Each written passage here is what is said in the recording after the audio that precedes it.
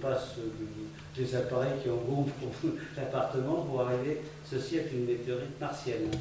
C'est Nakhla qui est tombée en Égypte en 1911. Et donc j'ai le grand plaisir, grâce à Hélène, d'avoir un exemplaire. Vous voyez l'échelle, c'est 5 mm. Alors ce sont des minces coupes de ces météorites, rodées pour avoir 30 microns de diamètre, mis sous le microscope polarisant, qui vous donne ces petites merveilles. Regardez quand vous grossissez avec le microscope. Alors, ceux qui sont intéressés, je ferai dimanche un passage sous le microscope et vous verrez ces figures de cristallisation de l'olivine et du pyroxène qui composent essentiellement cette météorite. Mais il y a du sel, il y a des soupçons qu'il y ait eu de la vie parce qu'il y a des tunnels microbiens. Bon, enfin, bref, c'est très intéressant. En voilà, je grossis un peu plus. Ici, c'est du pyroxène. On le voit par ces séparations. Voilà, je grossis de plus en plus, c'est tant pis bon. Pour ceux qui voulaient une échelle, tu l'as là, sur cette photo à 50. Elle est intéressante parce qu'il y a du sel, ici, il y a du mètre aussi pour une interrogation. Ici, et là aussi, de la matière carbonée. Bon. Toutes les réponses à ces questions qui se posent en analysant cette météorite seront données, je l'espère, par Opportunity qui vient d'atterrir sur Mars. Et c'est un miracle, vu la complexité d'amener ce truc qui a le poids presque d'une voiture sur le sol martien. Il va pouvoir explorer, creuser et essayer de repérer justement de l'ADN, du carbone qui donnerait une signature de vie sur Mars qui a certainement disparu à cause du rayonnement solaire et de l'absence d'oxygène qui s'est évaporé dans l'espace à cause de la faible gravité martienne, etc. Donc là, on aura des réponses qui donnera une ouverture sur la réponse. Est-ce que la vie est plus universelle ou est-ce qu'on est les seuls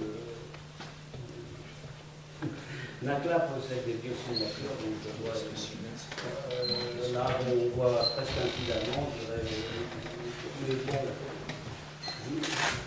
avec un microscope électronique, on peut obtenir des tas de structures et ça peut très bien ne pas être une bactérie. Voilà d'autres. Ça c'est une martienne, c'est joli, c'est magnifique. Hein. Alors, pourquoi sont-ils peut-être des nature volcaniques? C'est tout certainement parce que les volcans permettent d'envoyer dans l'espace avec un choc bien. Alors que les plaines martiennes, pour moi, sont constituées de beaucoup d'eau et de neige carbonique en sous-sol. Ça fait comme un splash, donc ça ne restitue pas du terrain martien, sauf les volcans qui répondent comme des rochers durs et face à un impact que vous pouvez éjecter dans l'espace des morceaux de Mars que nous avons récoltés sur Terre, mais qui sont très rares, hein, ça coûte cher. Bon, voilà les monaïques. Moi, c'est très bon, on dirait des joyaux qu'a posé un joaillier pour vous faire choisir une gemme pour faire votre. Ça, c'est une bonnerie pour faire des comptes. Bon. On en voit un ici très important, avec une veine d'injection à très très haute pression. Enfin, c'est un monde, quoi.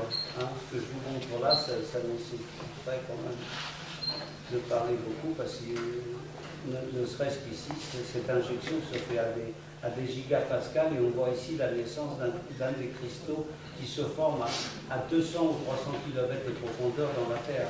Et ici, il s'est formé grâce à l'injection à très haute pression qui a eu lieu lors d'un choc et lors d'effets thermiques. C'est assez.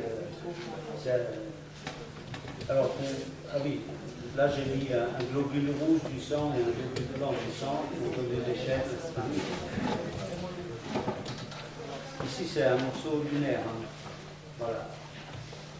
Ça, c'est un gabbro lunaire. très joli, avec deux sortes de polarisation. Bon, voilà une théorie, comment ça se présente. Hein, et j'en aurai bientôt fini. Donc ici, c'est une contrite qui montre le matrissage de différents matériaux hein, qui se sont vraiment variés à très forte pression. Ici, elle a traversé l'atmosphère, donc elle a une couche noirâtre, hein, une couche vitrifiée hein, qui est autour, qui est due à la vitesse de pénétration et de surpression et à la température de surface. Mais je pense que quand elle tombe sur Terre, elle peut être très froide ici. Hein. C'est pas ici. Hein. Si elle n'est pas restée exposée trop au soleil dans son périple, si elle s'est fracturée, elle pourrait être... là, je l'ai analysé en lumière polarisée. Je pense que je viens de... Voilà la croûte vue de l'autre côté. Hein. Parce que là, elle a été coupée en deux. Et là, c'est vraiment la croûte de fusion de la météorite.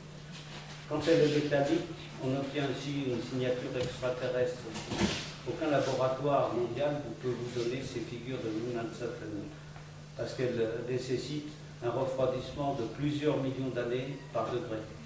Et ça, c'est très difficile à faire dans la boue parce que c'est un mélange de deux concentrations de nickel-fer qui donnent ces des cristallisations avec des directions magnifiques et signature extraterrestre. Si on vous montre ça, c'est une météorite, ça peut pas être quelque chose fabriqué par l'homme, d'accord?